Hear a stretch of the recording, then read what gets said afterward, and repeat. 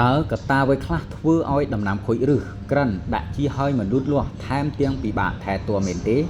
នេះគឺជាមូលហេតុ1ដីមានជាតិអាស៊ីតខ្ពស់2ដីមានស្លែលឿងឬស្លែបៃតង3ដីដែលមានការដាំដុះជាច្រើនរដូវកាល4ដីខ្សាច់និងដីឥដ្ឋ5ដីប្រៃនិងដីខូចគុណភាព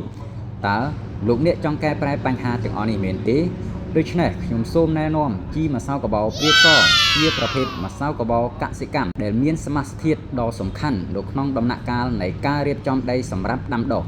វាជាធាតុសកម្មមួយក្នុងការបន្សាបនិងជួយកែលម្អដីជូរ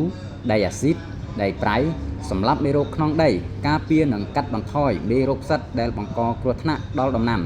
ដែលជាហេតុធ្វើឲ្យដំណាំរលួយឬរលួយគល់ធ្វើឲ្យទឹកស្រះថ្លាជួយកាត់បន្ថយក្លិនស្អុយនិងបង្កើន pH ក្នុងដីមិនតែប៉ុណ្ណោះលោកអ្នកក៏អាចយកជីម្សៅកាបូព្រាបសទៅបាចក្នុងកសិដ្ឋានចិញ្ចឹមសត្វបានផងដែរ